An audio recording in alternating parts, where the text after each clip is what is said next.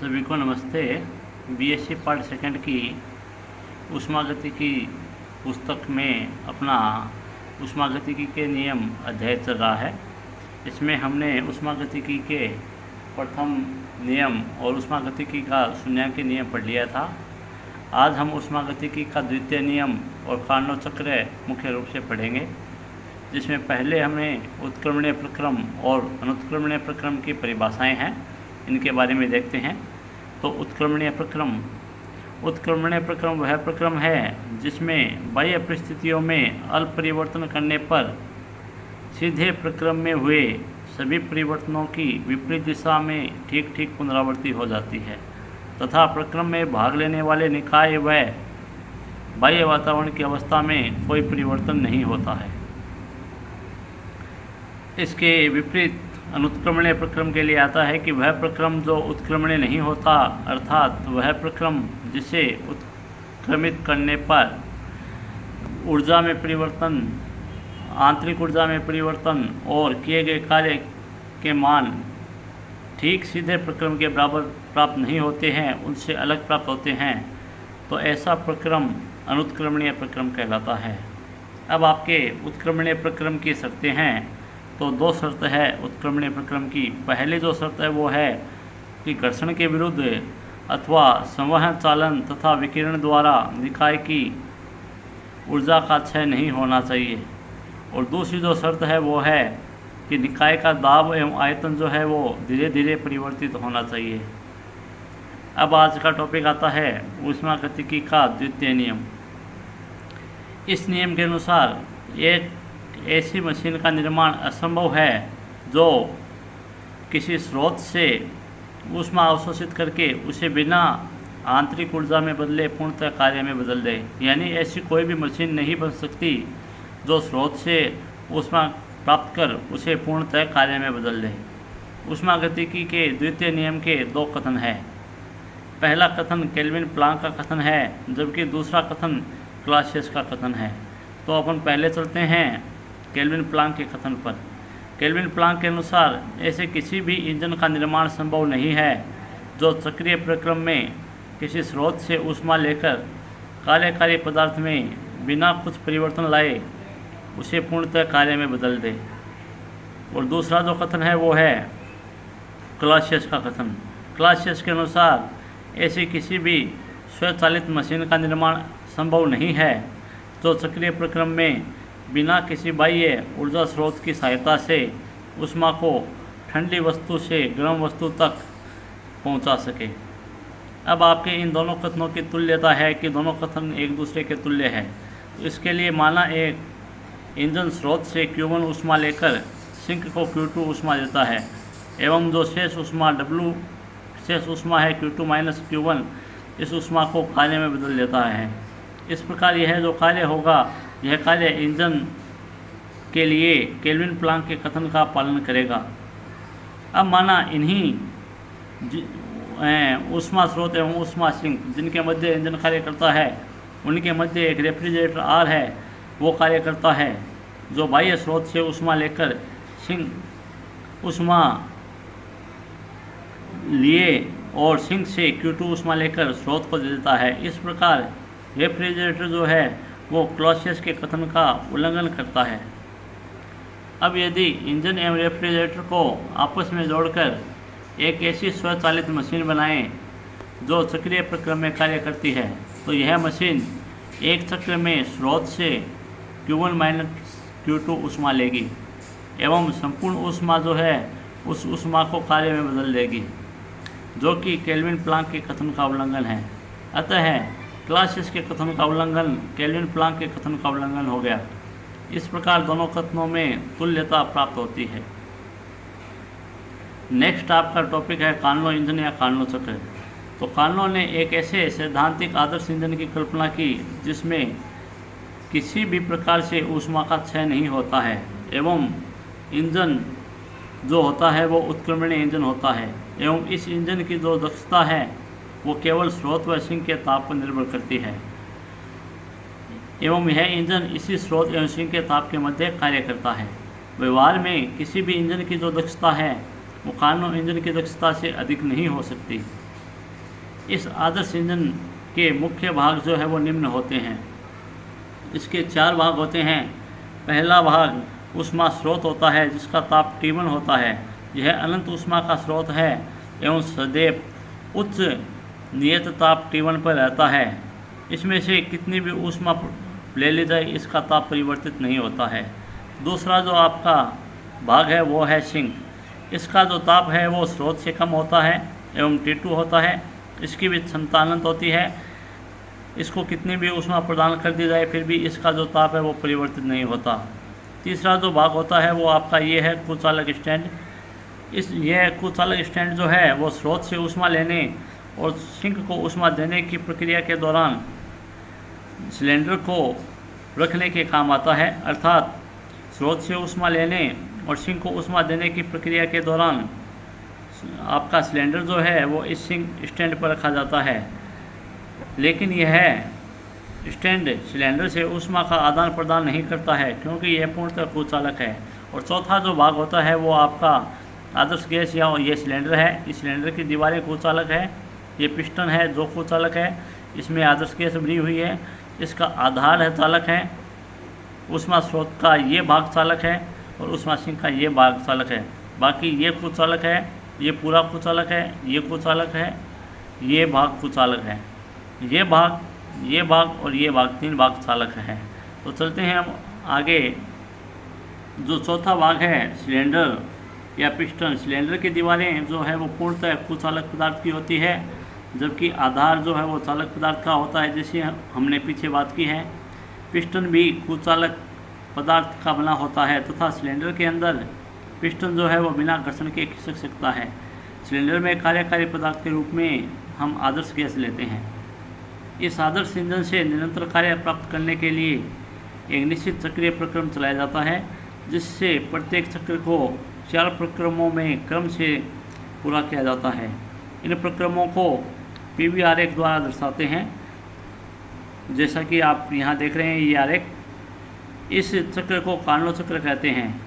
माना गैस का प्रारंभ में दाब, ताप व आयतन क्रमशः P1, T1 और V1 है। दाब P1 हो गया, आयतन V1 हो गया और ताप T1 हो गया। तो इस PV वक्र के 4 भाग हैं।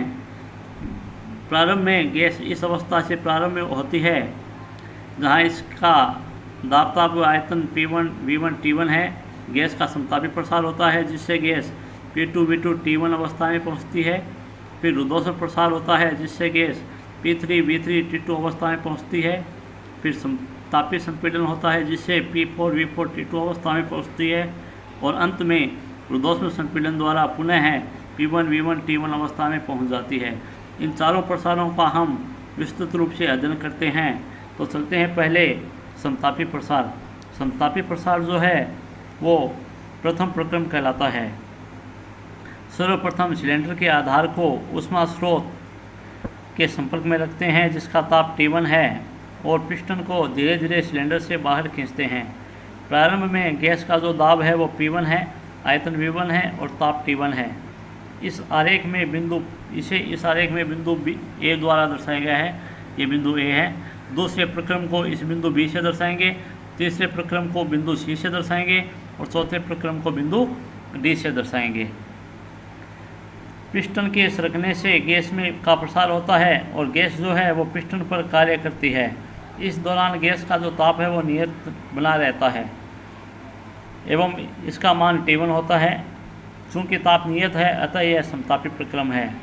माना गैस का जो आयतन है वो V1 से बढ़कर V2 और दाब जो है वो P1 से बढ़कर P2 हो जाता है। दाब जो है वो P1 से घटकर P2 हो जाता है। इस अवस्था को हमें बिंदु B से दर्शाते हैं। इस प्रक्रिया में गैस द्वारा किया गया कार्य जो W1 है वो स्रोत से अवशोषित ऊष्मा Q1 के बराबर होगा। अतः गैस की आंतरिक ऊर्जा जो है वो अपरिवर्तित रहेगी। तो किया गया कार्य W1 जो है वो Q1 के बराबर हो जाएगा। W1 का जो मान है वो आ जाएगा आपके integration of V1 to V2 PdV। सामान्य समीकरण है कार्य की। P का जो मान है वो हमने रख दिया RT1/V क्योंकि आपको दिखाई दे रहा है PV बराबर RT1 आदर्श गैस की अवस्था समीकरण है। यहाँ से आ गया P का मान RT1/V। नेक्स्ट स्टेप में अपने यहाँ पे RT1 को बाहर ले लिया है, 1/V dV रह गया, 1/V का समाकलन हो गया log इपीरियन V, और log के अंदर लिमिट रख देते हैं तो RT1 बाहर पड़ा है log इपीरियन V2 minus log इपीरियन V1। इसको हल करने पे हमें समीकरण एक सामान्य रूप से मिल जाती है, W1 बराबर RT1 log इपीरियन V2 upon V1। ये हमें समीकरण एक मिल गई है प्रथम प्रक्रम के हिसाब से। अब आपका आता है द्वितीय प्रक्रम, जिसे रुद्धोष्म प्रसार कहते हैं। अब सिलेंडर को हटाकर सिंक से हटाकर आपका सिलेंडर को स्रोत से हटाकर कुचालक स्टैंड के संपर्क में रख देते हैं, जिससे पिस्टन जो है वो जड़त्व के कारण सिलेंडर से बाहर निकलता है। चूँकि इस प्रसार में गैस जो है वो चारों ओर से कुचालक में बंद है, अतः गैस का रुद्धोष्म प्रसार होता है। इस क्रिया में गैस का जो ताप है वो घट जाता है और T2 हो जाता है। इस अवस्था में गैस का दाब माना P3 और आयतन जो है वो माना V3 है। इसे हम बिंदु C द्वारा दर्शाते हैं। इस क्रिया में गैस द्वारा किया गया कार्य जो है वो W2 होगा और गैस की आंतरिक ऊर्जा में होने वाली कमी के बराबर हो जाएगा। इसलिए किया गया कार्य W2 जो है वो आपको मिल गया, W2 बराबर इंटीग्रेशन V2 से V3 P dV। यहाँ P का जो मान है वो यहाँ से आ जाएगा, PV गामा बराबर P बराबर K अपॉन V2 गामा। चूँकि ये रुद्धोष्म प्रक्रम की अवस्था समीकरण है, इसलिए ये काम में ली है। पिछले वाले में हमने समतापी प्रसार था, इसलिए समतापी प्रक्रम की अवस्था समीकरण काम ली थी। यहाँ रुद्धोष्म प्रक्रम की अवस्था समीकरण ये होती है PV गामा बराबर कांस्टेंट, इसलिए ये काम में लेंगे। तो P का मान रख दिया K upon V2 gamma. K बाहर आ गया, V ऊपर चला गया है, समाकलन कर दिया है, सामान्यतः लिमिट लगा दी है आपकी, फिर ये लिमिट रख दी है इस पद में। लिमिट रख के यहाँ हमने गामा -1 कर दिया है, यहाँ पे माइनस बाहर आ गया, उस माइनस का यहाँ उपयोग कर लिया है, तो V2 आगे आ गया, V3 पीछे आ गया है। नेक्स्ट स्टेप में हमने जो ये घात ऊपर है इसको बटा में कर दिया है, तो माइनस गामा +1 है, गामा -1 बच गई, माइनस हो गया, घात जो है वो आपकी आ गई है आगे। इसके पश्चात आपके घात नीचे आ गई, तो ये घात में माइनस प्लस हो गया, प्लस माइनस हो गया। अब यहाँ पे हमने K को अंदर गुणा कर दिया है। अब P2 गामा बराबर कांस्टेंट है, तो P2 गामा बराबर P3 गामा हो गया, तो K का मान ये भी होगा और ये भी होगा, तो दोनों को सुविधानुसार रख देते हैं। यहाँ V2 नीचे V2 है, तो यहाँ P2 गामा रख दिया K का मान, और यहाँ V3 नीचे है, इसलिए P3 रख दिया है। इसको हल करेंगे तो V2 की घात जो है वो कट के V2 बच गई, जबकि इधर V3 की घातें आपस में कट के V3 बच गई।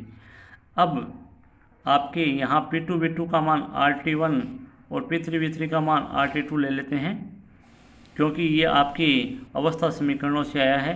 अवस्था समीकरण बिंदु B से C की तरफ जाते हैं। अभी अपन देखते हैं, यहाँ से आपका R बाहर आ गया है, तो T1 माइनस T2 बच गया है। समीकरण 2 जो है वो रुद्धोष्म प्रसार को दर्शाती है। तीसरा जो प्रक्रम है वो आपका समतापी संपीड़न का है। इसमें हम सिलेंडर को पूर्णतः कुचालक प्लेट से हटाकर सिंक के संपर्क में रखते हैं तथा पिस्टन को धीरे धीरे सिलेंडर के अंदर सरकाते हैं। इससे गैस जो है वो संपीड़ित होती है तथा पिस्टन द्वारा गैस पर कार्य किया जाता है।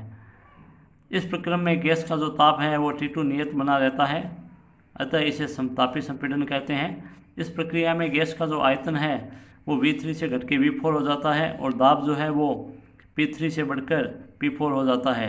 इस अवस्था को बिंदु D द्वारा दर्शाते हैं एवं इस क्रिया में जो किया गया कार्य है वो सिंक को निष्कासित ऊष्मा Q2 के बराबर होता है। इसलिए Q2 का जो मान आ जाएगा वो W3 के बराबर आ जाएगा और वो ही समतापी संपीड़न है, इसलिए माइनस संपीड़न का आया है।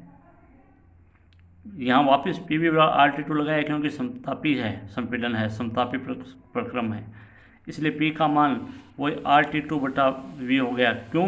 क्योंकि ये T2 ताप यहाँ समतापी संपीड़न के दौरान ताप T2 है, वहाँ समतापी प्रसार में ताप T1 था।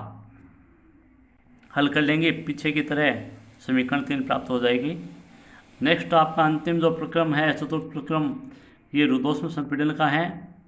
अंत में सिलेंडर को सिंक से हटाकर पुनः कुचालक स्टैंड पर रखते हैं और पिस्टन को दबाकर संपीड़न तब तक जारी रखते हैं जब तक कि गैस पुनः अपनी प्रारंभिक अवस्था P1 V1 में नहीं आ जाती। चूँकि इस संपीड़न में गैस जो है वो चारों ओर से पूर्णतः कुचालक में बंद है, अतः यहाँ संपीड़न जो है वो रुद्धोष्म संपीड़न होगा और गैस की आंतरिक ऊर्जा बढ़ेगी, जिससे गैस का जो ताप है वो T1 से बढ़कर T2 हो जाता है। इसे बिंदु ए द्वारा दर्शाते हैं।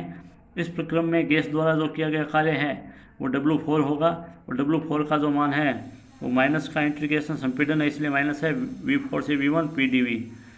वही P का मान वापस यहाँ से रुद्धोष्म संपीड़न है तो रुद्धोष्म गैस की अवस्था समीकरण होगी और वैसे ही जैसे रुद्धोष्म प्रसार में हल किया था वैसे हल कर लेंगे तो ये मान आ जाएगा समीकरण 4। तो इस प्रकार एक पूरा प्रक्रम हो जाता है। पूरे प्रक्रम में 4 प्रक्रम थे, चारों प्रक्रमों से हमें 4 कार्य प्राप्त हुए, W1, W2, W3 और W4। तो कुल किया गया कार्य जो है वो W आ जाएगा W1 plus W2 minus W3 minus W4। W2 और W4 जो है वो संख्यात्मक रूप से बराबर है, इसलिए ये कैंसिल हो जाएंगे। W का मान मिल जाएगा W बराबर W1 माइनस W3 और W1 और W3 के मान Q1 और Q2 के बराबर है, इसलिए W का मान Q1 माइनस Q2 भी हो सकता है। तो यहाँ समीकरण 5 जो है इसमें W1 का मान हमें समीकरण 1 में मिला था और W3 का जो मान है वो समीकरण 3 में मिला था। ये दोनों मान इस समीकरण 5 में रख देते हैं। 5 में रखते ही हमें W का मान मिल गया है RT1 log EPN V2 upon V1 minus RT2 log EPN V3 upon V4। अब चूँकि आपकी बिंदु B और C जो है वो रुद्धोष्म वक्र BC पर है, इसलिए यहाँ रुद्धोष्म प्रक्रम की अवस्था समीकरण लगाते हैं TV गामा माइनस 1 बराबर कॉन्स्टेंट, ये लगा देते हैं। ये लगाते T1 अपॉन T2 का मान मिल जाता है V3 upon V2 gamma minus 1। इसी प्रकार आपके बिंदु A और D के लिए जो लगाते हैं तो T1 बटा T2 का मान मिल जाता है V4 upon V1 gamma minus 1। इन दोनों समीकरणों को हम आपस में हल करते हैं तो V4 अपॉन V1 बराबर V3 अपॉन V2 को हल करने पे V2 अपॉन V1 बराबर V3 अपॉन V4 गामा का माना जाता है। ये गामा का मान समीकरण 7 में रखते ही हमें समीकरण 11 मिल जाती है। समीकरण 11 जो है वो कार्नोट चक्र द्वारा किए गए कार्य को व्यक्त करती है। तो यहाँ अपना आज का टॉपिक समाप्त हुआ, जिसमें उत्क्रमणीय अनुत्क्रमणीय प्रक्रम, कार्नोट चक्र और ऊष्मागतिकी का द्वितीय नियम था। धन्यवाद।